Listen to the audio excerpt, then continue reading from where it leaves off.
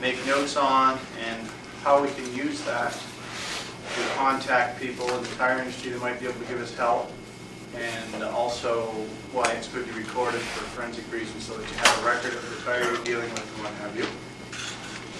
We'll look at some tread wear, take a look at the tire guide books, do some hands-on exercise where I'll hand out photographs in the circle.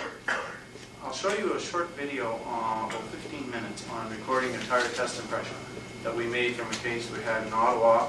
The sound on the audio isn't all that good because it's second generation tape, and also it's inside of a garage.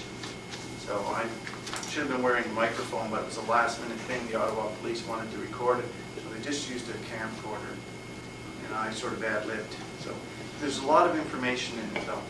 It turned out fairly good. Although the sound isn't that good, most of the people who've seen it said it's got a lot of information in it that they like to use as reference.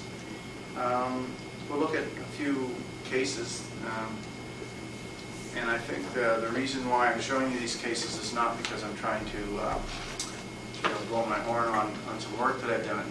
They all make a point. Because when I worked on these cases, I learned something out of them. So it's just to share some information with you that we got from the tire companies and what have you. So that's the light that I want to shed on that type of thing with the case studies.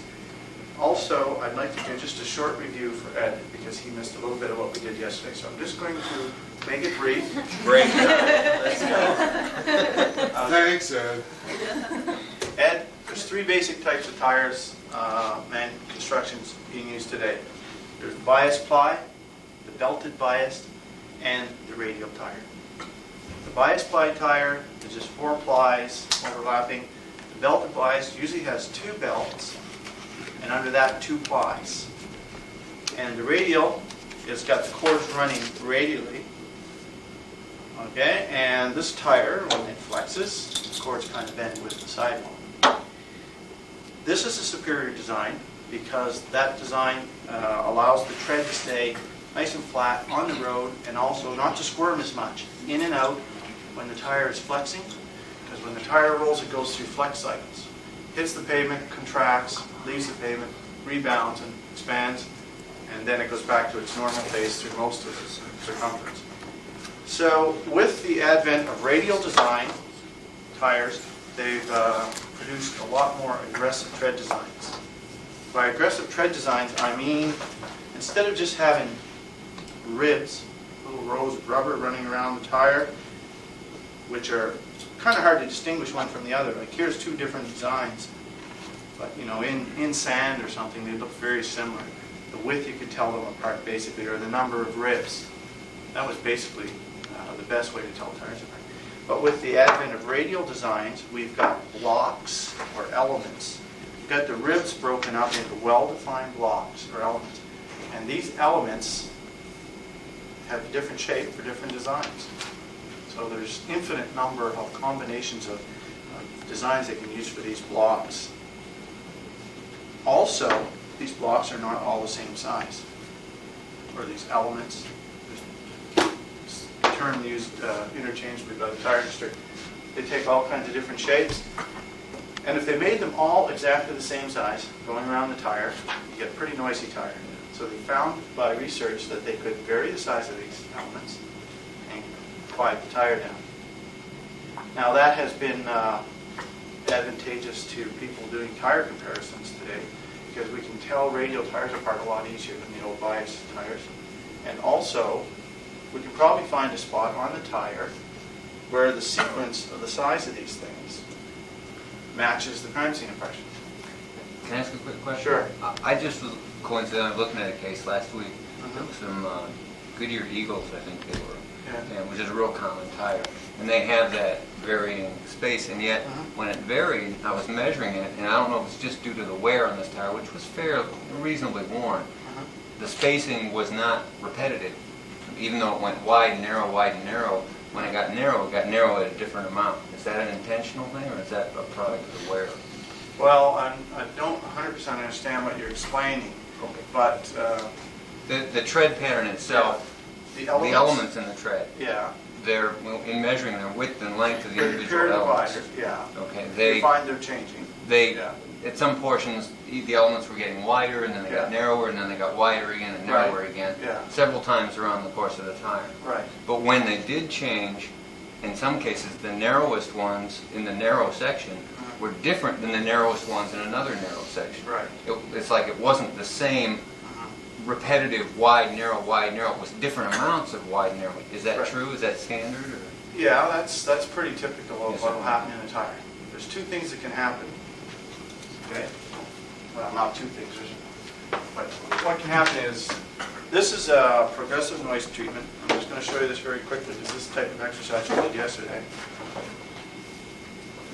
I'll have to slide this one down. Okay. Yes, that was done intentionally, and that was the design that they came up with for that tire. Now this one, they're getting smaller, larger, smaller, and they're repeating. Okay? So that is a repeating pattern. Okay? This section right here contains one noise treatment here for one model, another noise treatment for that model, and it keeps repeating itself. It repeats on this tire 4 times. Okay? And then you're around the full circle. Now, on that one, when they repeat, do they repeat exactly the same way? Yes. Because on the one I had it repeated, but it wasn't exactly the same. Okay, now that's an example where they have, this is a pitch, from this point to this point, one pitch, and these are getting smaller. That's an example where they just scrambled the pitch sequences. They didn't follow a repetitive pattern. Okay, but they use the same pitches over and over in the tire going around. Like you'll find a pitch 5 at one spot in the tire, and if you go far enough, you'll find another pitch 5. But they're not arranged in a progressive order that's repeating. So that it's scrambled. It's scrambled noise treatment, and what you found was really small ones in one area that maybe weren't showing up in any other area. Well, what I had was something like you say, where you see how it repeats? Yeah. But when it did repeat, it wasn't exactly the same. Yeah. It was close, but Yeah. it wasn't there. That's right. So that's done intentionally that way. Because that quieted the tire, and that's the way they wanted it, and that's the way they generated it on the computer, and they might have come up with 3 or 4 different possibilities and went with that one. To do a lot of research and prototype testing and that before they come up with the final design for the tire. Okay, now we mentioned the Goodyear tire yesterday. Remember how we said that they'll often change the pitch sequence for a different size by adding more or putting 2 mediums together in 2 of the sizes, but in the other sizes they didn't have 2 mediums together. So that's the type of thing Goodyear does. It's characteristic of Goodyear. Now, noise treatments can repeat, and then again, they may not. There may be no 2 places on the tire where you're trying to get pressure to fit. It'll only fit in one place if it's the right tire. Now, this is a dust lift impression that we lifted off of just a piece of board that we drove over. And we used a piece of carbon paper and did a carbon lift, and then photographed it and did a reverse plate and got the elements come out black. So if these elements change in size, and we do everything 1-to-1, and this is the right tire, we should be able to slide this along, try and get an overlay spot where the elements can fit. Now, these elements are small, so you may as well go to an area where they're small. They're big here, so there's not much point overlaying it. So that can sort of get you in the area a little bit quicker.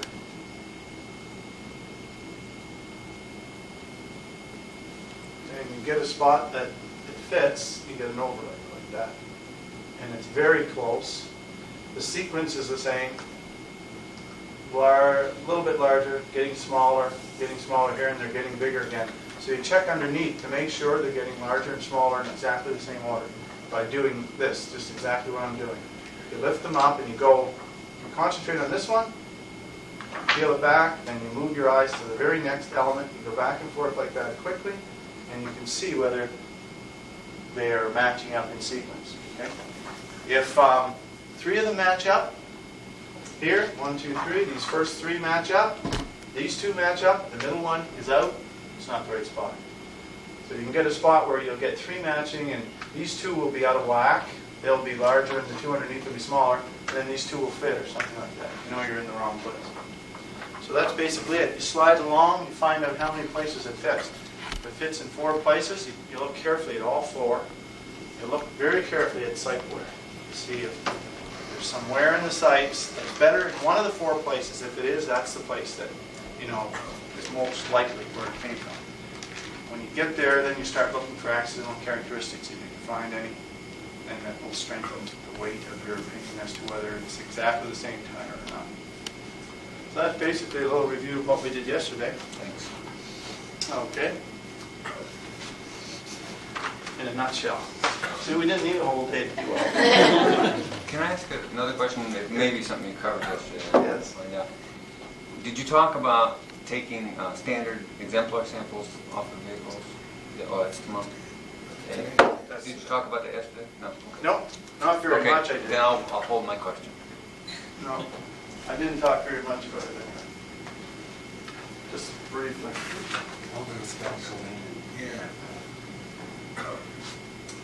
Okay, let's take a look at sidewall information. And we've got that little stick laying around. It's and- on Oh, it's right here on ledge. the board. Ouch. Okay.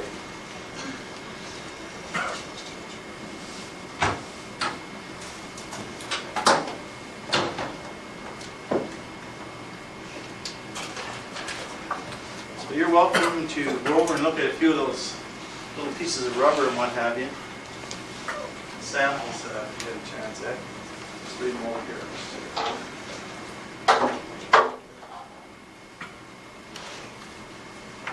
Okay, we're going to turn the lights down so that we can see the slides a little better. Okay, the sidewall of the tire contains quite a bit of information, and it's not a bad idea to take a photograph of the tire that you're working with for records in case the tire is ever released. There will be the tire name, the size marking, metric size marking is the one that's most commonly found today. This type of thing, HR 7815, that went out, and that would be found only on older tires. It usually tells you the construction of the tire, whether it's rayon, steel, nylon, polyester, steel belted. There will be code numbers on the side of the tire that are, of value to the company themselves. Company name,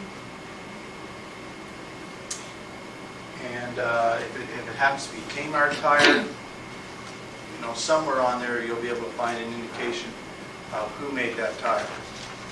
Because Kmart doesn't make their own tires. So the other stuff is basic construction, size marking, load carrying, how much to load. The most important numbers to get if you're trying to contact a company are the tire serial number.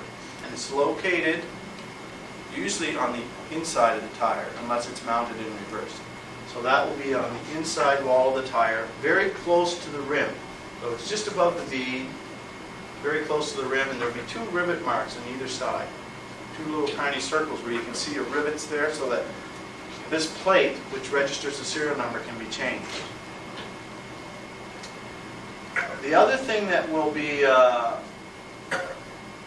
the inside wall, somewhere near the bead, is usually a design number or a mold number, so that you can tell exactly what mold the tire came out of and what design was used to produce the tread. And where is that?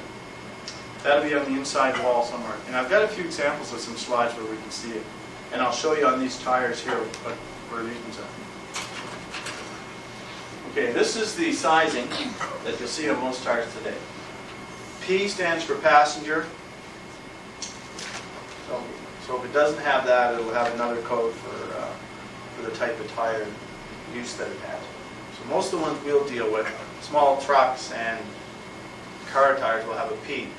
165 is 165 millimeters from this rubber sidewall where it bulges out straight across to the other side. That's how wide it is, sidewall to sidewall. It doesn't tell you how wide the tread is. And 75 is the series of tire. the aspect ratio, or the ratio of height to width. So the lower that number, the lower profile of the tire. Like a P165/50 R13 would be a lower profile tire. R means radial, so there's a designation for bias or belted bias or radial. Most of the time we're going to see R because that's the most common type of passenger car tire construction. 13, they left that in inches. I guess to save, for safety reasons probably, and to save on confusion, they left the rim sizes in inches, so it's 13-inch rim. And that's what we mean by aspect ratio, that 75. It's nice to know that just for the fact that we're dealing with tires, and that's once again goes back to terminology in case you're asked. What does the 75 or the 60? It's the aspect ratio, or the percentage of height to width. There's an example of 3 aspect ratios. A 60 series, a 70 series, and a 78 series. You can see the higher the number, the higher the tire sidewall.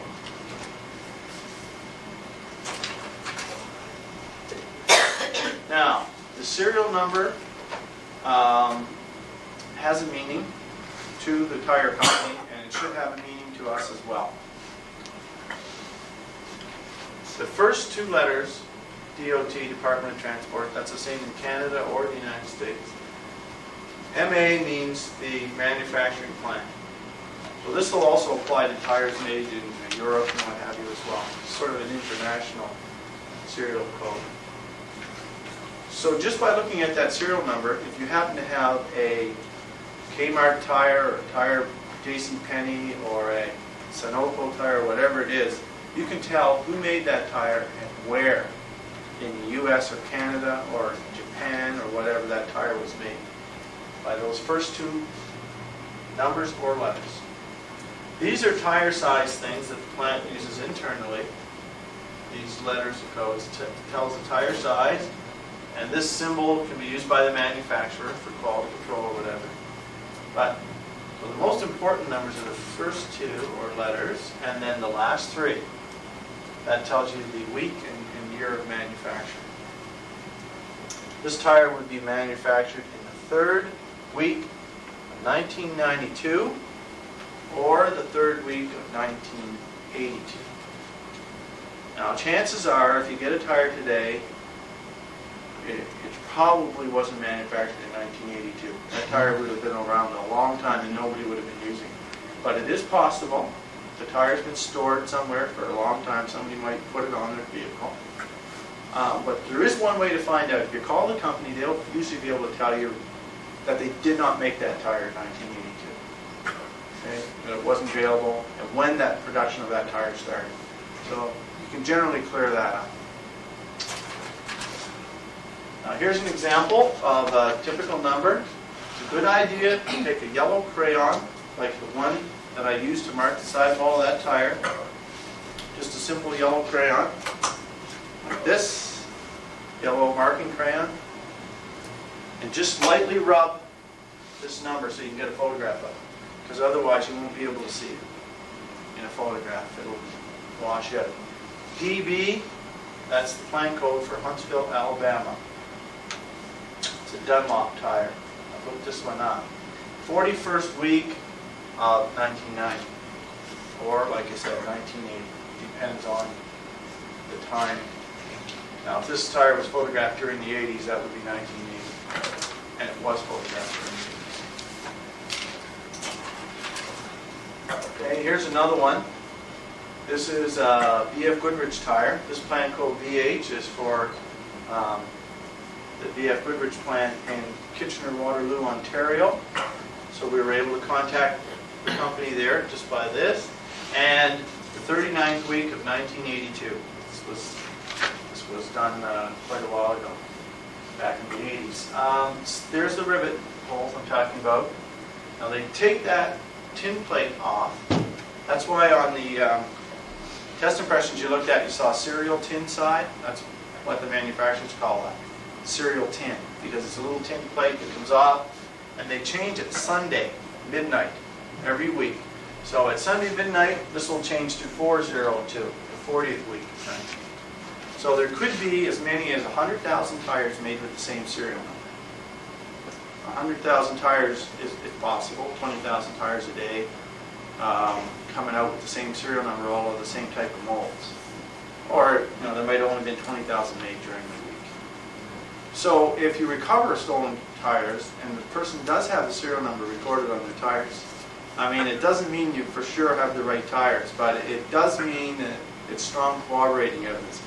If a person has recorded a serial number and you recover tires, just happens to have the exact same serial number, well, it's worth something, but it's not a unique number.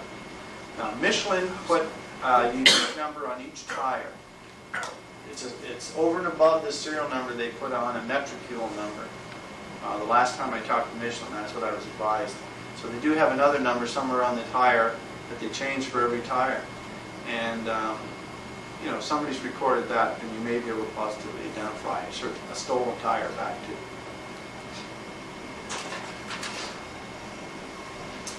These are design numbers and mold numbers.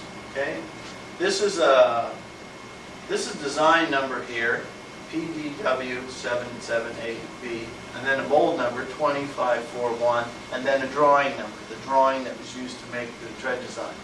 Now, not all companies use exactly the same type of numbers, but anytime you see little numbers like this, or letters, near the bead on the inside, and you can tell these are molded right into the mold because there's no rivets or anything beside them. That's part of the mold. Anytime you see that, that's going to mean something to the manufacturer. So if you photograph that and record it, and you have that before you call them, you can give them that because they're only going to probably ask you. See, the thing is, if a tire has been on the market for several years, it may have gone through some design changes. And when you request mold drawings, you may or may not get them. You can ask for them. And if it's an older tire, that's not too new or recent, they may say, well, fine, we're not giving away any secrets. We'll send you out a copy if you agree to safeguard the integrity of these drawings and just use them for court purposes. But they have to know these numbers to send you the right drawing. Otherwise, they may send you, you get the drawing, it'll be for the wrong design. It'll be for a different size or a different tread pattern, but it'll just have the same name. Okay? Now, as far as serial numbers go, that were on the tires that we just discussed, can anybody think of a useful purpose that they might serve as far as forensics go, besides being able to identify the company that manufactured the tire? Anything come to mind? Well, if they leave an impression on something they've hit. Well, that's possible, yeah. But it's not likely because they're right down near the bead. What I was thinking of is they tell you the date of manufacture. Which some of you may have thought of that. If that's the case, the tire is made in the, let's say, the 6th week of 1992. Okay? And the offense occurred in the 51st week of 1991. The tire wasn't even made at the time of the offense. Therefore, it couldn't possibly be the tire. Some tires get onto the road fairly quickly from the plant because those tires are manufactured and almost moved out of the plant on the day of production. Because depending on the plant, because you have 20,000 tires sitting around, you got to get rid of them pretty quick. Your plant's going to get full of tires. So there's trucks there non-stop, semi-trucks, loading up with tires and taking them out of the plant on a daily basis. So when you're doing your comparison, you check the serial number, you determine that the tire was at least manufactured before the offense date. So that if the defense counsel asks you that question, you can say, I know the tire was manufactured before the offense date. He says, well, how do you know? Maybe these tires were bought after the offense date, and these aren't even the right tires. You say, well, I checked the serial number, I know how to read the serial number, I have this little who makes it and where guidebook here that shows how, and I know that that tire was manufactured before the offense date. Now, if it wasn't, of course, you save yourself a lot of comparison. You don't have to go take test impressions. Now, the same thing applies to running shoes. Did Bill Bosiak mention that when he was here? to those? Craig, did you mention that? He said to find it though, it's on the midsole. Okay. It's hard to find in the tire. Well, no, it's not, because it may be something he just omitted to mention. On Nike footwear, and on Reebok footwear, and on Brooks, there's a tag inside, a size tag. Okay? I'm going to turn the lights on for a second. We'll turn the slide projector off. Nobody has sneakers on here, do they? That's code. Not allowed. Okay. Take a look at your Reeboks when you go home. Under the size tag will have to have USA size, will have to have European, EUR, and it'll have to have UK. Okay? Reeboks must have those 3 sizes on the size tag, or it's a counterfeit Reebok. If it doesn't have that. What? And there are a lot of them out there. Yeah. It's nice to know if you're dealing with a counterfeit Reebok when you go to court, because you're not going to be able to get a control sample of the outsole probably, because you don't know who counterfeited it. And it's nice to know that, to be able to say that, you know. It's very easy to identify a counterfeit Reebok. That's one way, okay, if it doesn't have the 3 size tags. And underneath the size tag, when you flip it up, it should have R, and it should have 3 numbers. Let's say 1,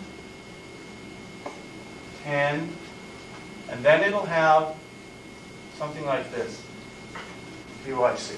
This means Reebok, so it's got to have this under the size tag, or it's a counterfeit. Most counterfeits don't have this. This is the easiest way. This will tell you the month, what's this, November, and this will tell, well, I have to check on that. I mean, this will tell you the month. September? October. OCT. October, and this will be the year. So this will be 91. Okay? This will be the plant code. Where, and there's 33 plants worldwide for Reebok, and that'll tell you where. So, this would probably be, Korea or something like that. Okay? How about other manufacturers? They also use, most of the big names also have some type of coding. I just want to mention that the Reebok one will tell you when the footwear was manufactured, just like the serial number on the tire. So you can tell whether it's manufactured before or after the fence date. Okay, so I've talked to Paul Jones, the Reebok representative in the United States. He is a really helpful individual. I got his name from Bill Wozniak. I called Bill because we needed a Reebok contact, and I called Paul Jones. So if you need a contact for Reebok, call Bill Wozniak, the FBI, or myself. I can give you Paul's name. Okay, this guy is really, really helpful as far as PR goes. It'll take him some time, but he might be able to get you an outsole if you need one, because he's got them for us, brand new ones from the plant. And also, he'll be able to tell you whether you got a counterfeit or not, probably over the phone. He might have to phone you back just to call your department to make sure you're who you say you are. And then they'll discuss it over the phone, and he'll be able to tell you. There's a few other ways. You can lift up the sock liner and look at the sole board. Reeboks are beige and all those little things that he'll tell you. But the biggest one is this date manufacturing number. Now, Nike has another digit. So it'll be like a 4, so that'll be the 4th day. So Nike's is very similar to that, only they give you the year, the month, and the day of manufacture on theirs. And then I noticed Brooks has a little code on there, so it must mean something to them as well. I assume Nike has an N or something instead of the R. No, I don't think Nike has anything there, if I'm not mistaken. What I suggest is that you go into a mall and go through one of the large stores and just look at some of the footwear and just look at their size tags, and you'll see what I mean. Now, how recent this is, I don't know. I only found out about it 2 years ago. So it might be something that they just started in the late 80s or something. And Nike also has a guy who deals exclusively with police units. He has all this information. He can tell you when they were made, how many of that particular model were shipped to a particular area. Okay, so Gary, you know who that is, eh? Yeah, we called him before. Okay, so if somebody needs a Nike contact, call Gary, get the name. See, I have a guy in Canada that I call up Import Equipment. They have their headquarters for Canada, Import Equipment. But these people are really good to know and to contact. So, date of manufacture. I recommend with footwear, whenever possible, that you check to make sure it was manufactured before the offense date. It could be really embarrassing if you went into court and said, this footwear is consistent with having been manufactured. I mean, this footwear is consistent with having produced the crime scene impression. And it may be the right size and the right design. And you're saying, but not necessarily the right one. I'm saying others could have. But it'd be really embarrassing if the defense contacted Nike and Nike told him that that footwear was manufactured after the offense date. And he kept that quiet until he sprung it on the trials.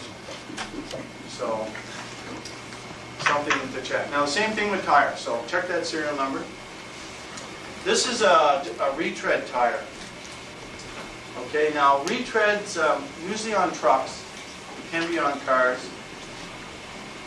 Sometimes the quality of the retreads is less than you would find on a passenger tire coming right out of a big manufacturer like Goodyear, Bridgestone, Michelin, or what have you. Not the same quality. Also, one of our cases in Nova Scotia, it was a truck tire, and they were retreading, and what they do is they order lengths of tread that are a certain length, and they wrap it around the tire. They cut it off and wrap it around, and if it's too short, in other words, let's say the wrap around stops here, and when we bring it around, it stops here, and we've got a little piece missing, they'll take another piece of the tread, and with a cutter, they'll cut off a piece that'll fit right in there. And then so you'll have two seams running across. So that's accidental, really, the location of those seams. Sometimes it'll fit exactly and you'll get a seam running across there. So that is something that can happen with retread tires. It can be somewhat unique in that area. So this is an example of retread. The other thing to remember is that the sidewall name, it might say Firestone on the side, and it'll be a totally different tread design that Firestone didn't even make. So retreads, you can usually tell there's a seam along the edge of the sidewall. Now, something like this where it's been added to the tire. And they've got retread right on here. The guy is punched in, I guess, onto the mold, and he's put the R on backwards. You know, trying to, he did it the reverse way by mistake.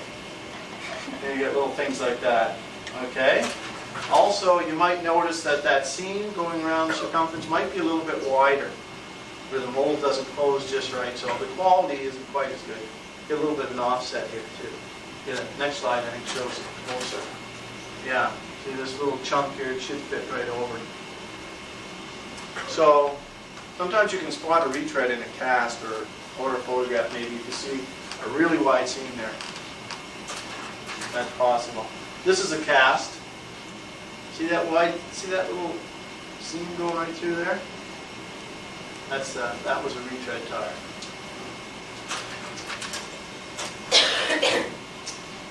Okay, we're going to move on to,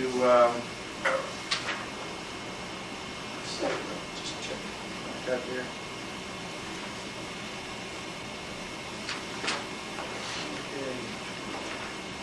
Okay, if we turn the lights on just for a second, I'm just going to look at these tires here.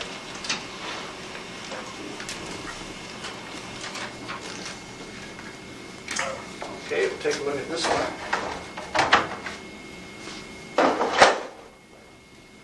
These little stands were given to me by Al Newton at General Tires, because my tires kept falling over on me while I was lecturing. Okay, here's the DOT number. Okay, so I've taken yellow chalk and I've just highlighted it, and it says PD. Okay. Has anyone got a little Who Makes It and Where book? No? Okay, I'll take one out. I just thought somebody might have brought one with them. I'm going to grab these books from over here.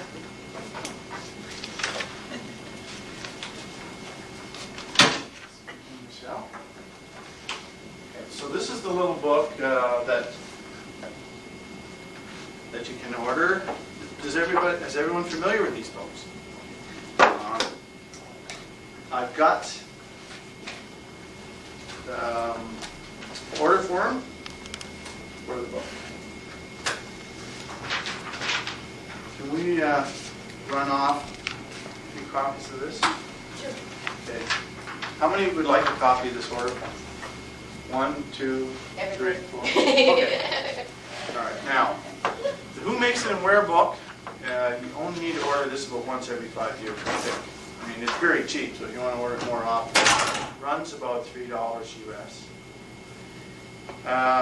They come from a company named Tire Guide in Boca Raton, Florida. They also make about 5 or 6 other books, but the two that are best for us is the Tread Design Guide book, which has pictures of tires. This one I would get every year. It has a pretty thorough listing, but not everything's here. There's the odd little mistake in it, but it's still pretty good. It's the best authoritative source on tread designs in North America, I believe. It's got world tires from all the companies around the world, okay? Not just North American companies. The Who Makes It and Where book, it says PD, so we want to find out who made this tire. Let's just say it happened to have any brand name on the side. So what I do is I go to PD here in the book. I go under New Tire Manufacturing Code letters. And PD. It says the Goodyear Tire and Rubber Company of Canada and Valleyfield, Quebec. So this tire was made in Valleyfield, Quebec. And here it is in California. And I didn't bring it with me. All right, so I would contact Goodyear at Akron, Ohio, if I wanted information on this tire. Okay, if you send it to the manufacturer at the plant, you probably, your letter would probably get referred to Akron, Ohio anyway. But if you were trying to get a control sample of the tire, if you wanted to get a brand new one just like it so you can see what the design's like, go to a local Goodyear tire shop or contact the plant and see if they can send you one. Like if you really want to do some digging with these numbers here, there's another little fine number down here that I've highlighted. See, and it says 245058 GCW3MM-7. That means something to Goodyear. That means something to the plant that made this tire. It might tell you the exact mold it came out of, and they might be able to give you a tire right out of the same mold, or you might be able to go to a Goodyear tire shop and check a bunch of them and find one with the same numbers on the side. Okay? It doesn't have to necessarily be made on the same week. Okay? But this might tell you it's made, comes out of the same mold, so that it's exactly the same design. Okay? And that's the important thing, because you might want to show what a new design looks like. So that's the information that's on that one. And just by coincidence, San Bernardino Sheriff's Department likes Goodyear tires, I guess. This next one is a Goodyear as well. Okay, and this one says MD. And it's made in the third week of 1989. This one here was made in 16th week of 1989. Because it had 169. Okay, so we'll look up this one, MD. So you can see that this little book is fairly useful, even though it only costs $3. The Goodyear Tire and Rubber Company in Gadsden, Alabama. Gadsden, Alabama. It gives you the address for the company here, your mailing address and everything. Also, it gives you toll-free numbers for most of your companies here. So it gives you addresses for all the major companies. For example, Doral Tires tells you who makes them. Lee, Monty Cooper, Uniroyal Goodrich make Doral tires. So Fleetwood tires are made by Mohawk. Who makes Mohawk? You know, Mohawk made by Mohawk. Montgomery Ward made by Firestone Kelly. So really useful. Here's all your toll-free numbers for different companies, so that you can save yourself some money on phone calls, I guess. And it's got a few other things in here. A very useful little book. So that's some of the information that you can get off the sidewall of the tire. it's a good idea to photograph. One of the other things we did yesterday, Ed, was we located wear bars, tread wear indicators, that little strip of rubber that's raised to 1/16 of an inch that runs across the tire. You can see this one's worn down and starting to show. Means the tire should be replaced. And we've marked the wear bars here and also divided it up into sections. So when we make our test impression, and section 7 on the test impression can be referred back to this area on the tire. Okay, put the tires back over here.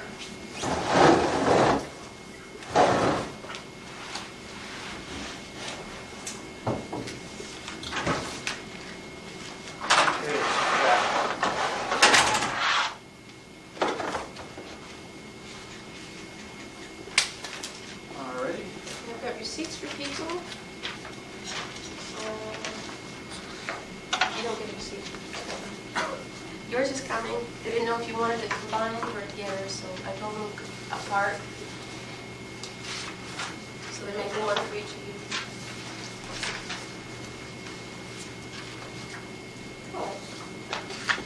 Slow load.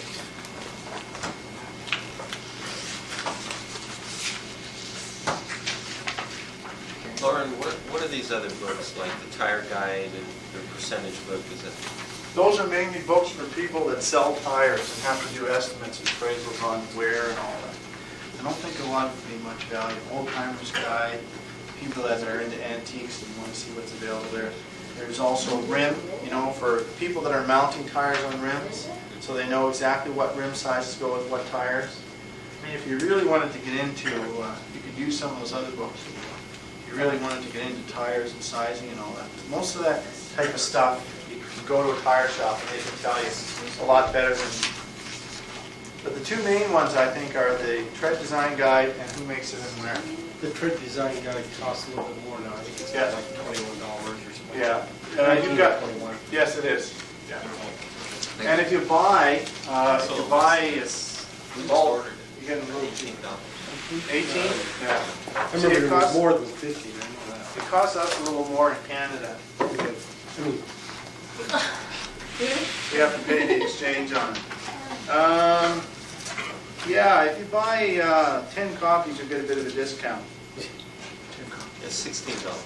So if you have a large department, you see, we buy for the division. We might order 10 of them in some of our divisions, where we have like 20 ident sections in British Columbia or something like that. We might order 20 of them. Okay. Now, we're going to take a 5-minute stretch break, and then we're going to do take a look at tread wear. I'll just discuss that briefly. Take a look at some slides on that. If I can get... Okay, one point I just wanted to mention that we were discussing on the side here was about mold drawings. Mold drawings are very educational if you get your hands on them to look at, because you can take a look at the mold drawing and you'll have all the time you want to occasionally pull it out and get some spare time and just look at it and study it. See if you can figure out the pitch sequence. And you were looking at some of them that I had up on the board yesterday, and we'll dig out some more today. And you can see there's a lot of information in there that's really not all that relevant to what we're doing. The main thing we're looking at is the pitch sequence. And you can see where the little lines are drawn through and where they cross a point in the pattern, the edge of a blade or an element. From one point to the other, you take a pair of dividers and start putting it down on the test impression and mark it the same as the pitch sequence on the mold drawing. So it's educational, but it's not necessary to have when you go to court. Because really, when you were doing the search yesterday, you didn't know what the pitch sequence was in the simulated impression that I gave you. You had to find the spot first, and you did that without any knowledge of what the pitch sequence was. You just found a place where the sequence of the elements was the same, and that's where it fed that spot. Once you found that spot, you looked at the numbers I had, some of you there, and you could just go down the test impression where the numbers were the same, and then you could just plunk it on and say, oh, it fits here too. And you knew right away there was 4 more places. Okay? So it's very helpful after you find the first spot, because you can just look along and see if there's another area where the numbers repeat.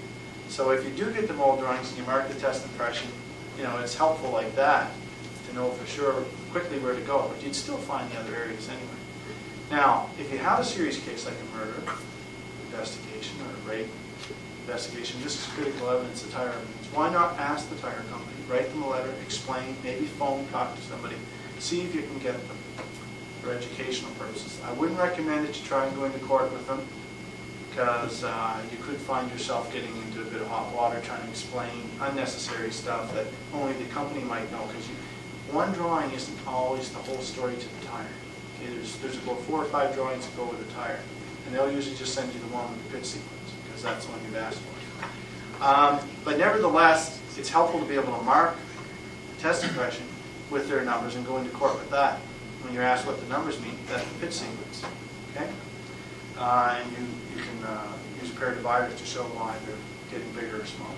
But at any rate, if the company says no, you can't have them because it's restricted, confidential information which will not be released by the company. Fine, you've asked. If you're asked in court, why didn't you get mold drawings?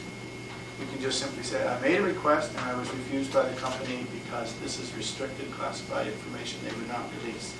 However, it's not necessary for me to do my comparison. My comparison is based on observations, one-to-one enlargements, and a matching of a pitch sequence by this transparency method that I can demonstrate. So whatever the code is that's used by the manufacturer wasn't really necessary for me to be able to do this comparison. And you may be asked that question because of the SPO that Peter McDonald has, that the defense counsel might have. You might look in here and see mold drawings and everything and say, well, you really need these things. Well, I'm saying you don't need them. I know for a fact you don't. I've done comparisons without any problem without mold drawings. I've got mold drawings mainly whenever I've been able to educate myself on the different patterns in the sequence. And that's why I'm showing them to you here today, so you can say you've seen them and you know just basically what they can be used for. Okay, next we'll move on to some tire wear. Now, tire wear can be a very complicated business, and it can result from a combination of factors that are problems that a vehicle has in its wheel alignment or with the tire itself. If you want to get into heavy-duty wear problems on tires, maybe a local tire shop has somebody that's qualified enough that you could use as a witness in court to explain tire wear, and they probably would get qualified because they certainly have an expertise and knowledge of tires far beyond the average layperson. So they may actually be able to be qualified. Or a company may be able to supply you a local rep that travels around and analyzes tires for their company. They may agree to that. So what we're going to do is just take a look at, this is the front end and some of the parts.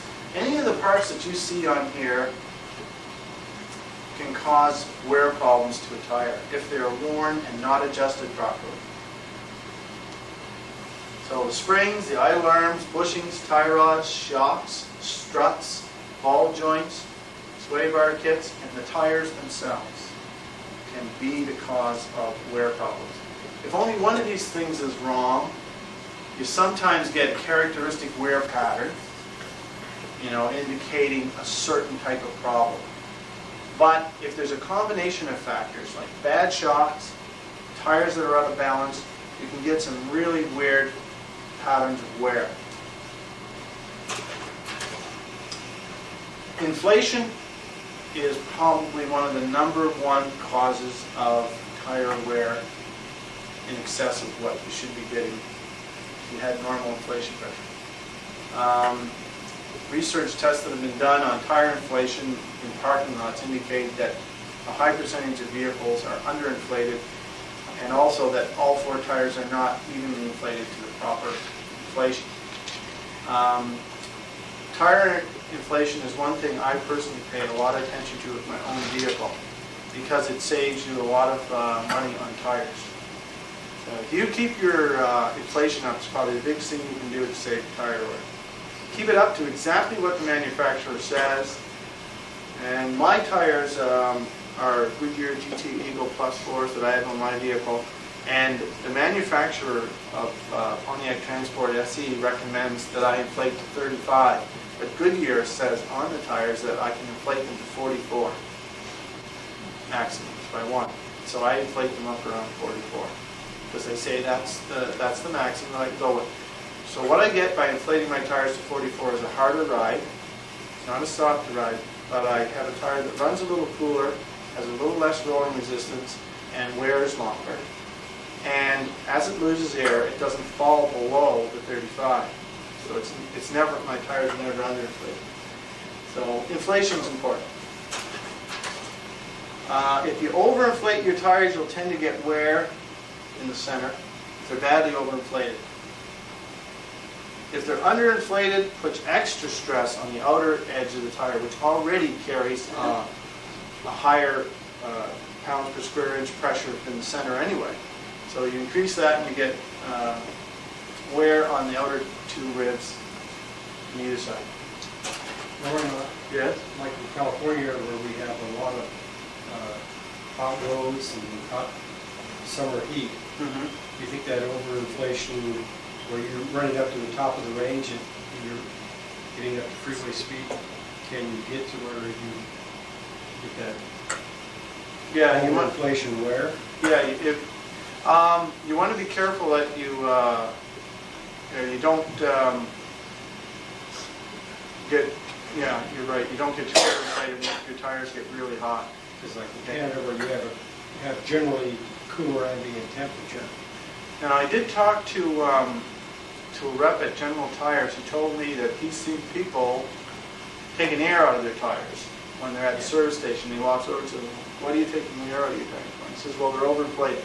The guy had them inflated to 35 and it's a hot summer day and the tires are maybe up to 40 or 42, so the guy's letting air out. And he told me that was wrong. He said, the tires are hot from running on the pavement, so the air pressure's gone up inside the tire, but he said the manufacturer allows for that. Okay? So if he lets the air out, then when he gets back home, forgets about it, and the tires cool off, now they're underinflated. But anyways, you might have a point there, but don't forget, a little harder tire runs cooler. An underinflated tire on a hot California day is going to really run hot. Remember that plane that crashed over in an Asian airplane that crashed over in somewhere around Saudi Arabia recently? I don't know if you remember, about a year ago. There's quite a controversy over that plane and underinflation on takeoff in a hot desert runway. It was a passenger plane with quite a few people on it. So there's quite a controversy over that right now. What caused those tires to fail, catch on fire, retracted inside the plane, and the plane went down. Okay, out of balance, static out of balance. Balancing, okay, will cause the tire to go up and down vertically and cause vibration in the vehicle. And dynamic out of balance will cause the tire to wobble. So, probably one of the second major problems with tire wear over inflation is this balancing problem. People fail to spend the extra money to get the tires balanced properly, you're going to have a problem. The dynamic balance that causes the bouncing, it has a problem where the weight is either shifted vertically up and down the tire. So if there's a balance problem at point A and they put a weight on point B, it kind of balances it. Now the dynamic problem takes into consideration not whether the weight is even vertically displaced, but also laterally displaced on one side of the tire or the other. So the only way to correct that is with a spin balance, one of those spin balancing machines. The bubble balance will correct the dynamic problem, but to correct this problem here, you have to have a spin balance. So tires that are out of balance, we can get a cupping effect. Scalloped kind of wearing pattern. And these wear patterns are really helpful when you're doing your search, okay? Because the wear patterns are quite irregular on the tire, and what you found is a tire that's irregularly worn, and if you find a spot where the overlay fits the pit sequence and the wear is also in agreement, you can eliminate other areas where it's fitting and just concentrate on that one area. Improper towing or tow out. That shows what it is. Towing in or out of the tires. As you're looking at them straight on in front, looking at the tires. They're towed in slightly anyways, so when you're running on the highway, they straighten out. But sometimes the tires get out of alignment. Now the camber, that's another very common problem. Camber wear, that's tilting in or out of the tires. And they have to be cambered to some extent to allow for handling. So these are all adjustments that can be made. The towing causes a feathering as the tire is kind of dragged. The tire is tilted at an angle in too much or out too much, and the vehicle's going forward. So the tread kind of gets dragged a bit, so you get a feathering edge on the ribs or elements. And camber wear is very easy to spot. It's usually about two ribs on one side of the tire, the inside or outside, are worn kind of bald. Faulty or grabbing brakes, okay, that can cause flat spotting. Sometimes when people come to a stop, just as they come to a stop, the tires will lock if the brakes grab, and then it will scuff a little bit the tire as it locks and the vehicle slides ever so slightly. And that flat spot will always be on the bottom of the tire on the pavement. So when a person gets out, they never usually get to see it. So sometimes a pretty good flat spot can develop and the person might not even be aware of it. And faulty or worn shocks can cause a problem too. Okay, lights on. Okay.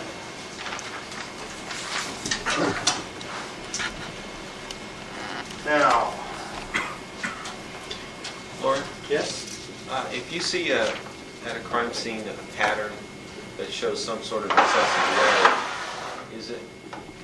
is it good enough? Are patterns reflective of the type of wear enough where you could go and tell the investigator that this car has shock problems or out of balance problems or something like that? No, I don't usually tell them that. What I usually tell them is that the tires are worn badly on the inside edge. You know, give them a photograph of it, but I never suggest exactly what the problem is. Because that gets a little bit complicated, like I say, and also for us to try and give that type of evidence in court, unless you go and get a little bit of training yourself at a tire shop, and you feel confident about what you're going to say, you get yourself into a bit of problems. What I would do is call upon somebody at the tire shop and see if they can give that type of evidence. Or just simply say the tire is badly worn on the inside edge and is consistent with the crime scene vehicle, or the crime scene impression is consistent with the vehicle in the wear on the tire, the amount of wear, degree of wear. And what the reason is, you know, if you're pressured, you can say, well, you know, it could be camber wear, you know, if the defense is asking. But for the prosecution to try and get you to enter things on wear, you're getting into a fairly complicated area, because you could be wrong. Because like I said, combinations of problems, you know, can be very difficult to analyze, even for experts in the tire business. Because from articles I've read on tire wear, that's what it's mentioned that. You just got one basic problem like the camber wear. See, this looks like camber wear here. You know, if I was asked by the defense, well, what might cause that? I would say one problem might be camber wear. That is badly worn on the inside edge, which would suggest to me the tire was cambered a bit like that. You know, so that would be fairly safe to say. But when you get scalloping or this heel and toe wear, this is really unevenly worn. Heel and toe wear. That could be difficult to try and analyze. That could be a bad rim. Could be or bad, you know, shock, combination of bad things. Because I've asked about, you know, this heel and toe wear and never really got an exact straight answer on it. One of the answers they told me was a bad rim can cause it. You know, the one that can't be balanced, no matter how hard you try, the rim's so bad. It's hard to say. This was on a police vehicle. So, so this is an example of some camber wear possibly. Heel and toe wear here. Heel and toe wear creates a bit of a problem when you're taking the test impression. But it's also kind of unusual.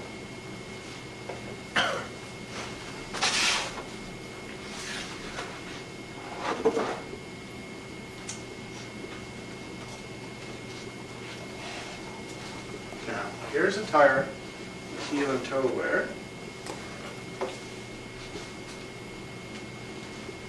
And here's a tire without.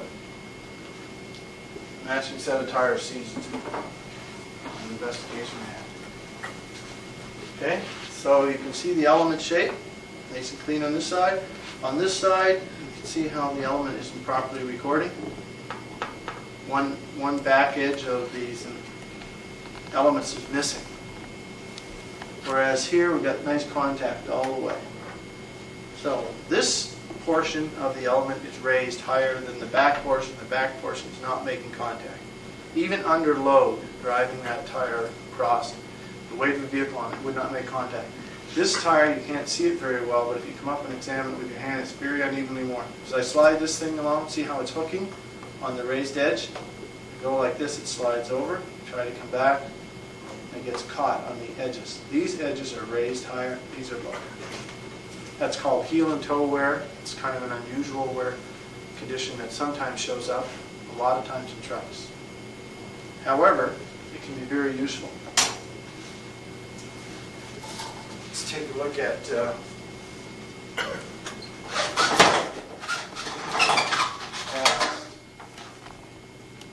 maybe give this to somebody to look at later. Get this up here. These things buckle a little bit from the humidity.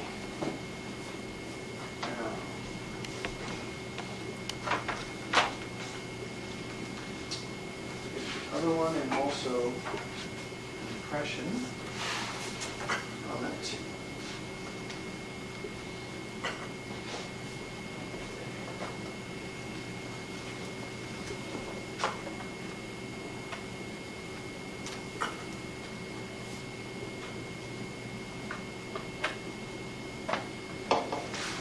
Slide that down a bit.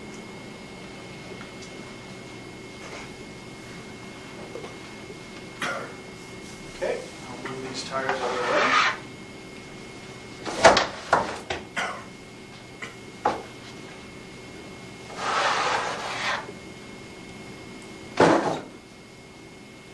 Okay, so you can see that the test impression is marked 1, 2, 3, 4, 5, 6, 7, 8, 9, 10. 10 sections. I don't have the tires with me.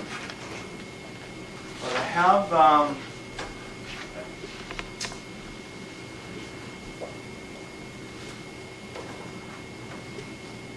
have here the drawing and also a picture of the plaster cast. So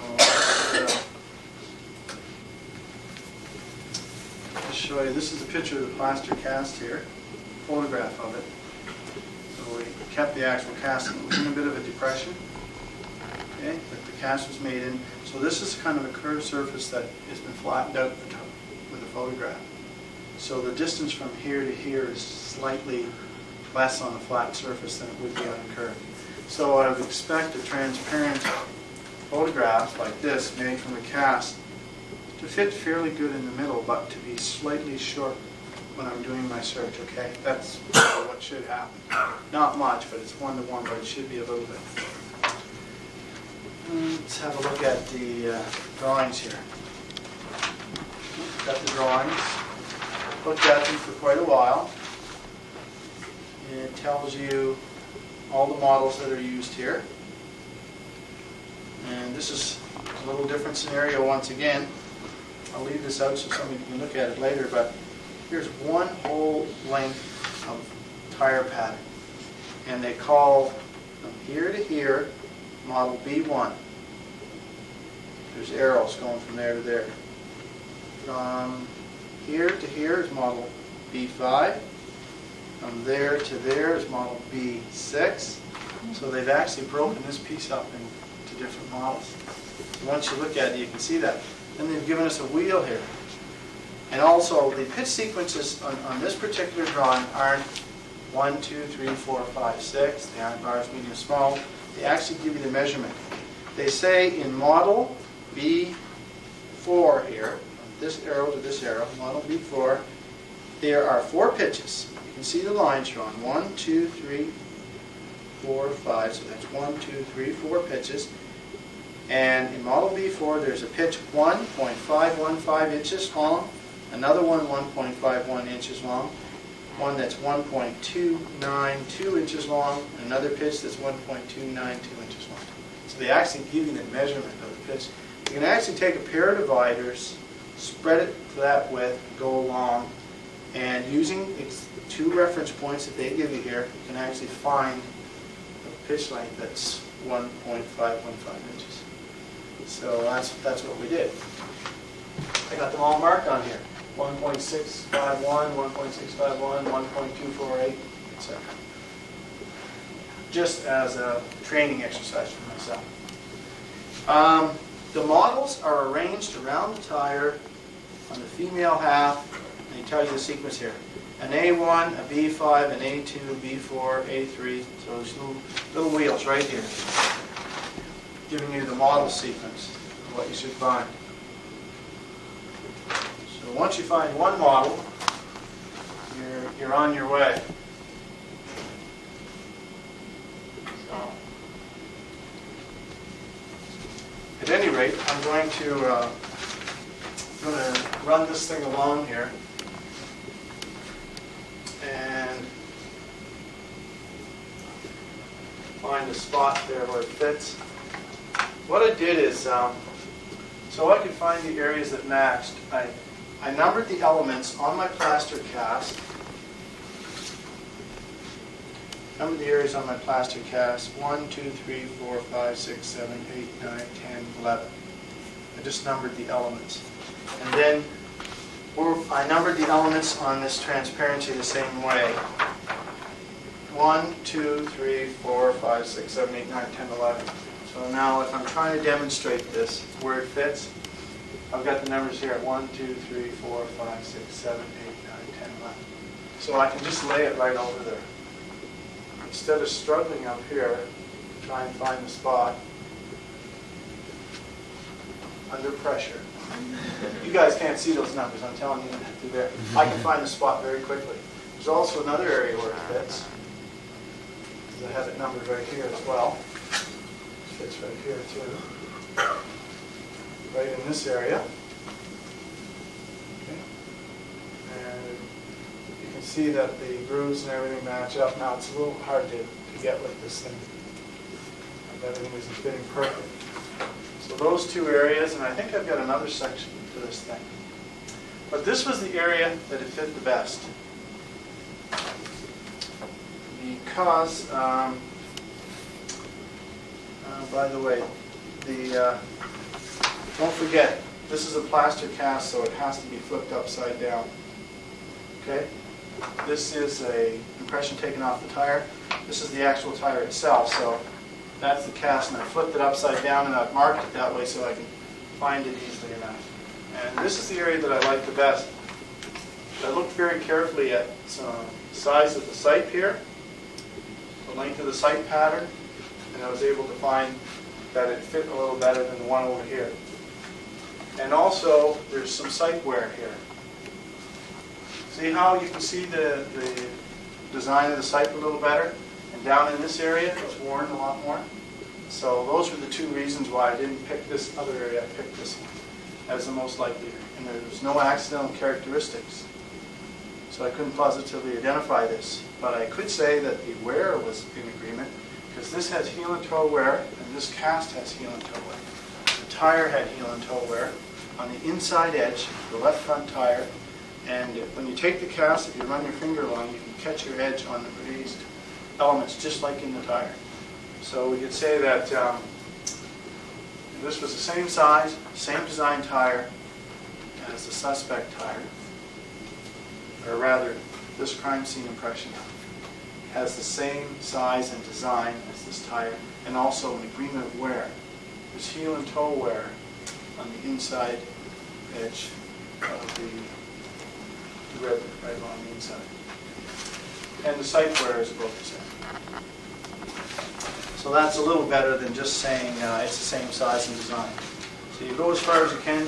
Now, any other tire of this same design, same size, could have also made the impression. if it had heel and toe wear on the inside edge as well, and was mounted on the left front of the vehicle. It would be consistent with what we recorded at the crime scene. So we can eliminate a lot of vehicles just by straight common sense, but nevertheless we can't say positively. So, I stress again that it's important that you explain that evidence very clearly, that you give the jury the whole story, that yes, this is rare or uncommon, but it's still possible that another vehicle could have made the impression. Any questions on that? Okay, I'll take that off. And we'll look at some other samples later on this afternoon.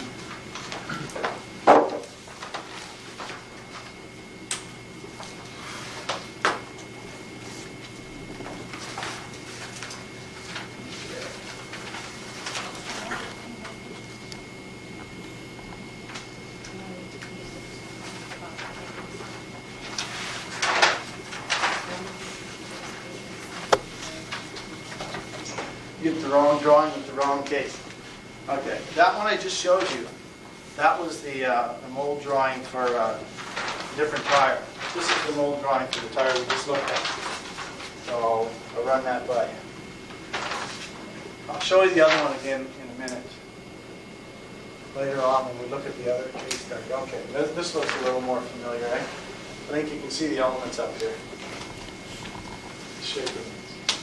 Okay, so I've got two drawings for this one. Okay, this is another mold drawing for the tire we just looked at. The other mold drawing I showed you, that's for a tire I'm going to show you a little bit later that had, the models A, B1, B2, B. This one here has got an A model, B, A, B, A, B, that type of thing, and then C, D on the other side.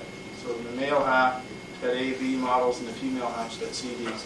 And this is what the pitch sequence looks like. Once again, though, this little sketch here, it says A model right here. Okay, and this one says B model, male half. This is A model.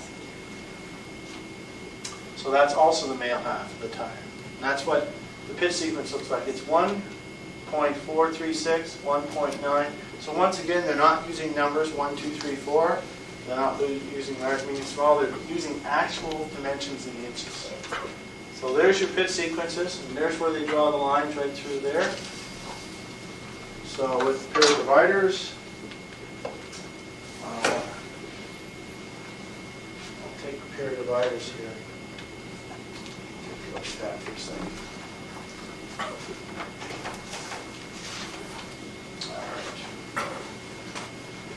Take a section of this tire once more. All right. Okay. Now, right here, there's a big element, okay, on the drawing, on an A model. And if I stretch the pair of dividers here, this might be actually 1-to-1. I suspect it is. It's full size, probably blueprint. It should be 1.9 inches. And I come over here and I pick two similar spots, which is the tips of these things. Right there. Okay? This is the outside rib, and then go into the center. When I go to the center, I can see where they've gone from this tip to this tip of the element.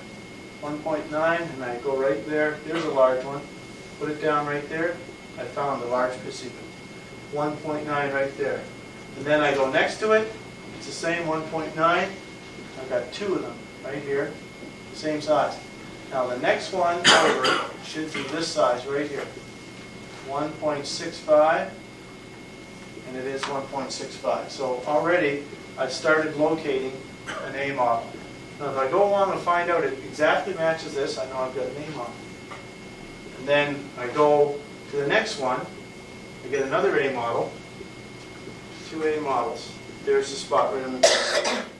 So I know after that it's got to be a B model, an A and a B, and it's got to alternate. On the funeral wheel, Yeah. when it says model C and D, is that the same as being A and B? It's going to be, I mean, the same pitch sequence. nope, No? let me just have a look, not necessarily. Nope. Here's the C model. Here's the A model. The C model has 1.65, 1.65, this has got 143, 19 of them. But the C model has two 19s in it, like this, and then next to it it's got a 143 and a 107. It's a reverse image of this. Isn't the C model going to be turned upside down when you stick the two together and make a tire? Yeah. So they have to be the same. Yeah, but it's a reverse order.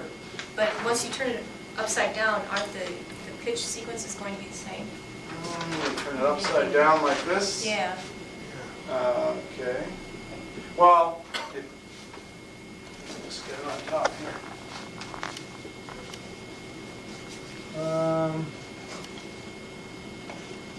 No, not necessarily. Okay. You have to look at this thing and how it fits together, whether they're offset slightly as well. But if you want to take a closer look at these drawings, we can come up and look at them after, figure out what you're talking about. But these two halves have to go together like that. So it is a reverse order of the pitch sequence. Okay? So we'll have to dig a... Anyways, by locating the pitch sequence down here, we found the order of it. And we're able to mark them all out and find the same order as that going on the inside and outside edge of the tire.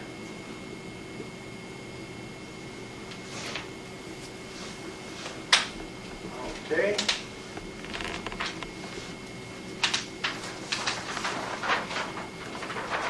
So I'll leave those out after and we can have a look at them, okay? You can see what you're talking about because, okay.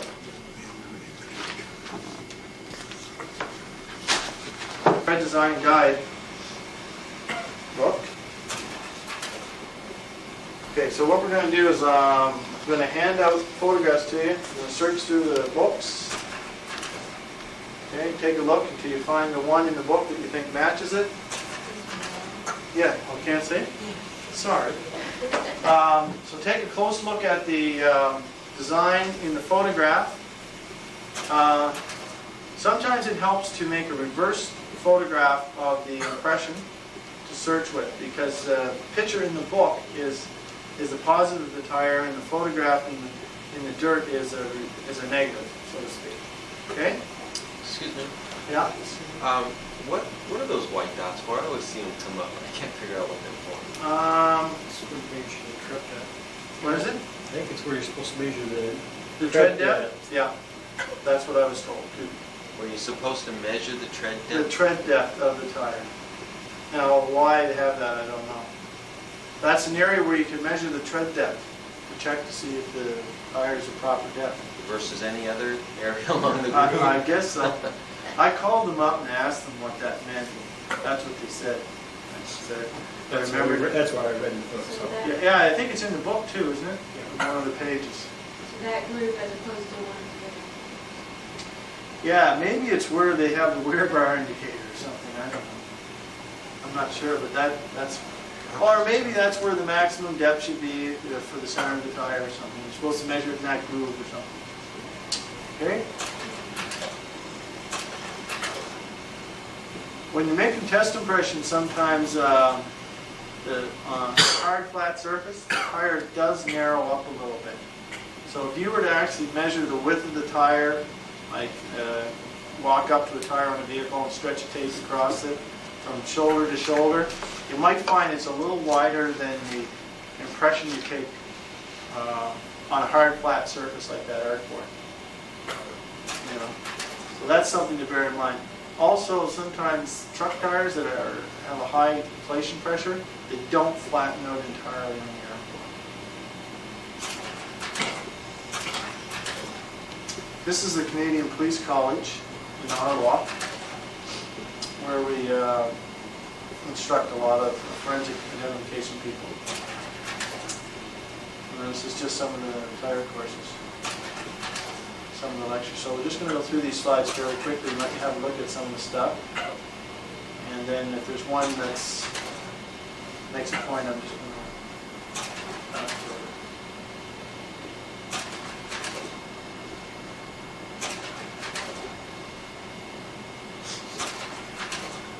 Okay, so the search and the transparency is to try and find a spot in the test impression, and these are the exercises we'll be working with this afternoon.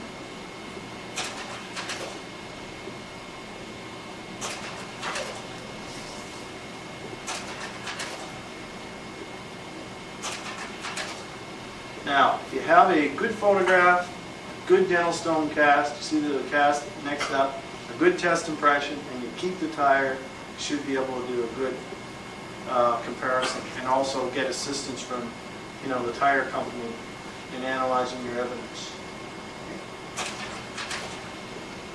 Okay, it helps to turn the lights down when you have a plaster cast and obliquely light it to find your accidental characteristics. You can't do that with a photograph. That's one of the advantages to having a cast. Okay, a transparency on the left there was produced from that plaster cast, and it's been flipped upside down and searched, and you can see they've located the spot, and you can see the overlay fits pretty nicely. The red dots are accidental characteristics that they found on the cast, and since they know that's section 1 to 6, you can see it on the test impression, they went to section 1 to 6 on the actual tire, and they marked the cuts on the tire as well. So when you go to court, you have them marked and you can point to them. Same thing here. Unfortunately, I couldn't bring the cast with me and the tires, so we're going to be working from photographs and we won't have the tires with us. Okay, I'll go through these.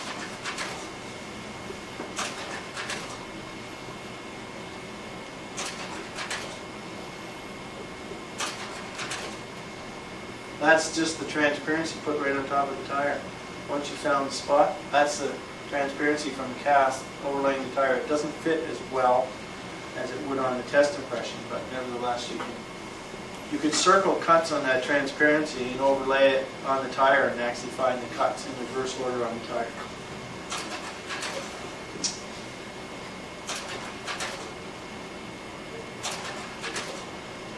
Mold drawings that we'll be using this afternoon.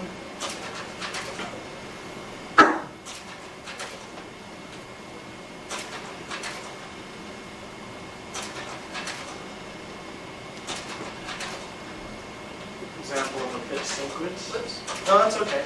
That's just an example of a pit sequence. 1, 2, 3. Only 3 sizes. Okay, now if you find,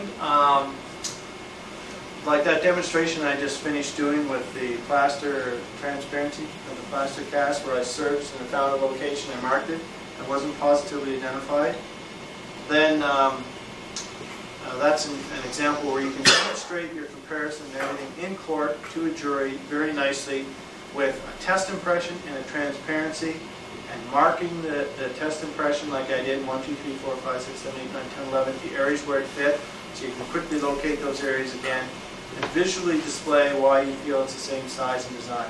If you found cuts and accidental characteristics and making a positive identification, you can make a photographic enlargement of your crime scene impression, like this one, and actually draw lines to your different cuts and label them. Then you can photograph that area in your test impression, as I've done here, and you can draw lines to that. And then you can actually photograph the tire, mark that area off, and draw lines to your cuts in that, and do a chart, like I have up here on the board. So that would be how you could demonstrate a positive identity. Take your tire to court like that, marked, so you can quickly find the spot, and the cuts are all marked with little green stickers.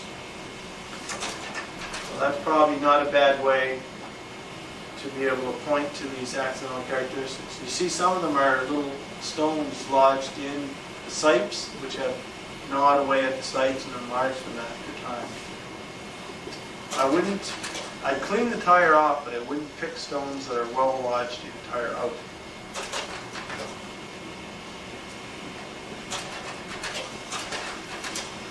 Okay, that's good. We'll have the lights on then.